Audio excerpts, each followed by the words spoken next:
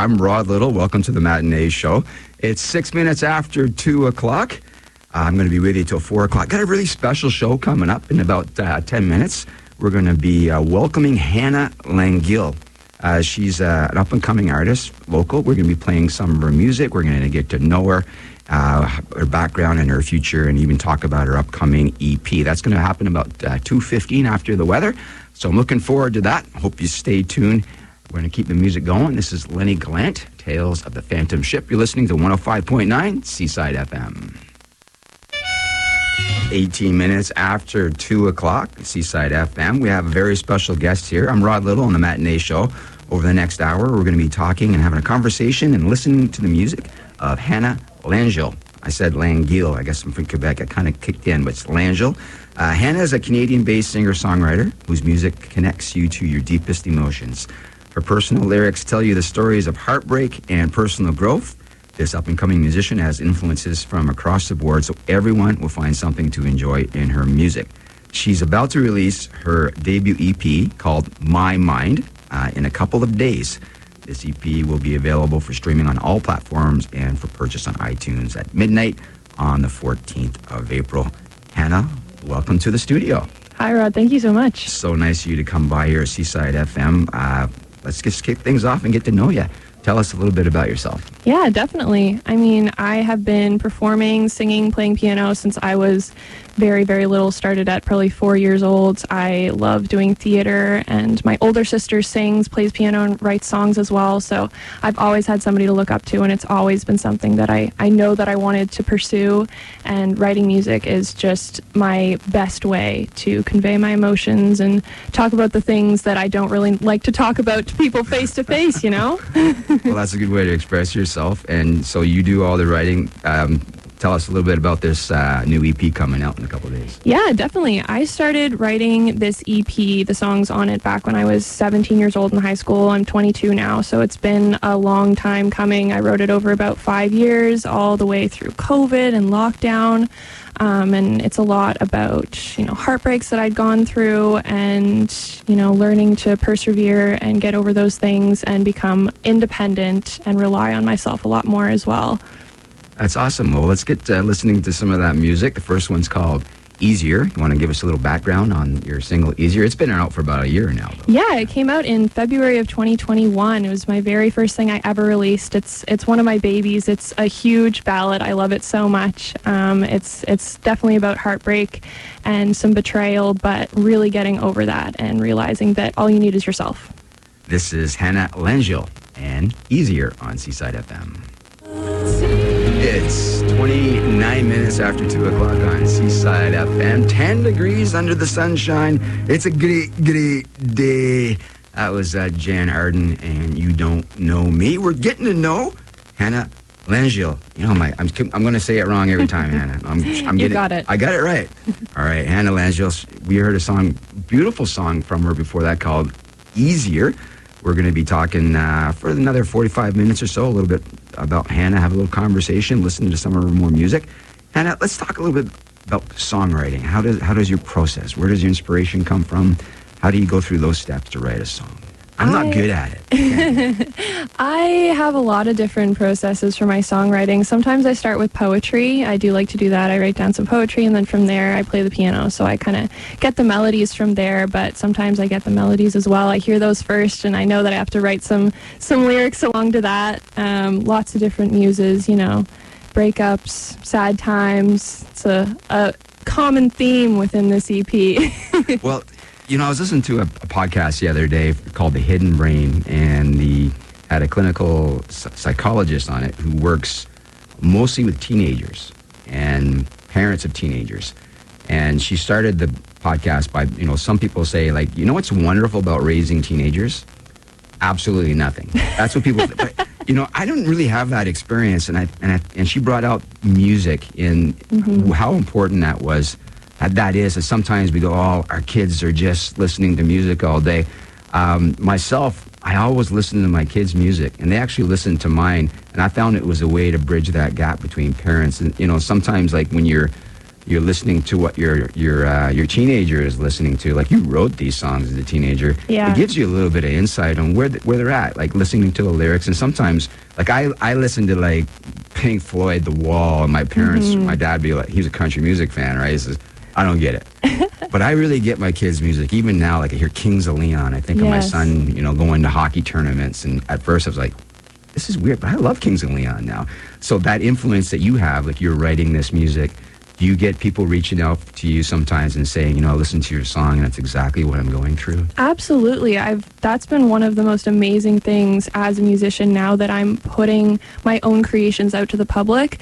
Strangers and people that I haven't talked to in years reaching out to me and saying that my lyrics really meant something to them was the most amazing thing, because whenever I write my songs, sometimes it's writing about something where I felt really alone and nobody else had that same experience. So when I get to connect with people through that, it's been amazing. And Ed Sheeran said once, when you write a song, in your room, and it's your song and it means something to you, but when you put it out there like you have, it becomes someone else's. And it may mean something entirely different, but it's now their song. And what a great feeling for you to be putting out an EP in 2 days, by the way, and to have that influence on people. And I was listening to some of the lyrics, and they are amazing. You have a beautiful voice. And thank you. You mentioned collaborating with somebody from Nashville. How did that happen? Yeah, that was amazing. So Shannon MacArthur is a producer and a songwriter in Nashville, and I've been posting covers and little bits of my originals for years on Instagram, and he just happened to come across a cover that I posted with one of my good friends in high school. We were doing One by Ed Sheeran, just talking about him. And he reached out to me and he said, hey, I really love you. I love the sound of your voice, and I think that we would work awesome together. I would love to do a record with you. And that was in, I believe, 2018, and lots of conversations over a couple years, COVID and all kinds of crazy things. And finally we got together in the end of 2020 and did this awesome EP together. And you recorded it in your bedroom? In my bedroom, I did. What's that process like? Do you play all the instruments yourself, or do you have guests? I only play piano. So yeah, I did that and the vocals all in my bedroom, sitting on my bed with the mic and everything, and I stuffed towels under my door so you couldn't hear my cats meowing. Take two, cat meow. Exactly. But what about, like, where'd you get the bass track from? Like, that was all him. He's super awesome. So I recorded everything, my vocals and my piano and my harms and everything like that, and then I sent it over to him, and we sat for probably 9 to 12 hours a day on Zoom for a week straight, and he recorded every single instrument on the tracks over top of it in his apartment. It was amazing. It's amazing to have someone believe in you that way. He from was so far away. Wow. The most amazing support, and we still keep in contact, and he reaches out to me for songwriting and just to make sure that, I'm still pushing my stuff. He's been super awesome. This is Hannah Langille. She's in the studio with us. She's going to be with us for now 40 minutes. We'll listen to some more music. She says, Hannah says she likes some Sarah McLachlan, so here's a nice song from her. It's called I Will Remember You on 105.9 Seaside FM. You're on the right side of the dial at 105.9 Seaside FM. It's 14 minutes before 3 o'clock. We are having a conversation with Hannah Langille. She's an up-and-coming singer-songwriter. Where did you grow up? What part of Halifax? I grew up in Cole Harbour. In Cole Harbour? Yeah.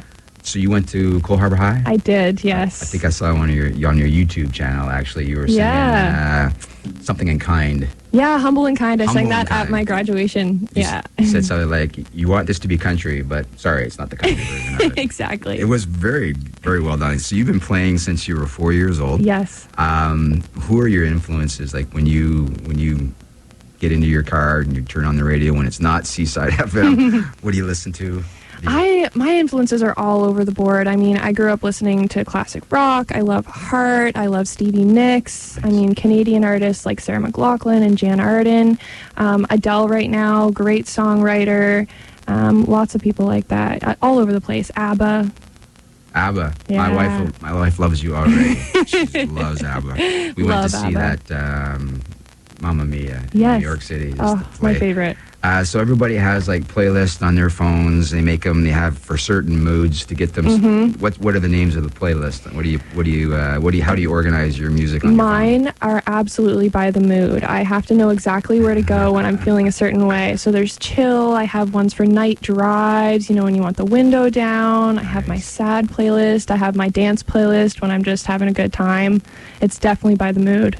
Like I have one called Groovy New Stuff. That's where I'm going to put your music. It's groovy new stuff. I don't know if anybody says groovy anymore.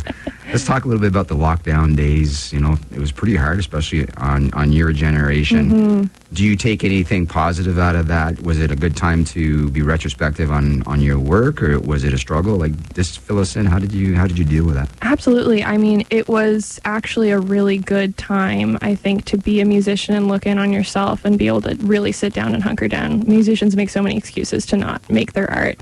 And I made sure that I did it. I mean, I got my CERB money and I bought a new mic and I sat down and I said, I'm going to write songs and I'm going to record music. And one of the songs on the EP, actually, I wrote over lockdown. So it was a good time. It gives you time, right? Absolutely. A lot of people took up guitar during COVID, or they took up that hobby they always wanted to do. Who knows? Like, I'm glad you're looking at it as it could be a launching point to your whole career. Yeah, I hope so. Let's talk a little bit about how do you get heard? Like, how do you get music out there? Like, I play in bars and stuff. Like, I play covers and stuff. How does a new person make it? You obviously have this collaborator in Nashville who's probably giving you the ins and outs and how this works. And how does it work? Tell us. Shannon was great, really giving me some pointers and setting me up with people. It's all collaborative, and social media is great for new artists these days. So I'm in lots of groups with people all over the world, and we share each other's stuff and like each other's things, share the posts. And you just have to be on social media all the time, sending emails to radio stations and to newspapers and making sure there's always something new and exciting to share to the public all over the place. And off air, you were talking about an up-and-coming international gig. Tell us a bit about that. Yeah, I'm going to Australia over the summer for 3 months, so that's going to be an awesome opportunity to go international. Absolutely. I love to see where everybody's listening to my stuff, and doing some gigs over there is going to be a great stepping stone in the career for sure. That's awesome. We're going to hear one of your songs right now. It's called Muddy Water. How about giving us the background on Muddy Water? Absolutely. This is the one that I wrote during lockdown, just, right in the thick of things. You couldn't leave, couldn't go anywhere, and I was feeling pretty stuck, and I didn't know where to go. I didn't know what moves to make, how my career was going to move forward, and I really felt like I was stuck in a storm, and I had to get that out of my head somehow, and Muddy Waters came to be. This is Hannah Langille and Muddy Water on Seaside FM. 6 minutes after 3 o'clock on the matinee show with Rod Little. We've been having a conversation this afternoon with Hannah Langille, a local singer-songwriter who writes her own music. She has new music coming out in 2 days, and you can get in on that. We've been listening to some of her songs. Hannah, last week I talked to Andy McLean about the ECMA's upcoming, and what an amazing show this is going to be, not just the awards show, but for the whole 5 days.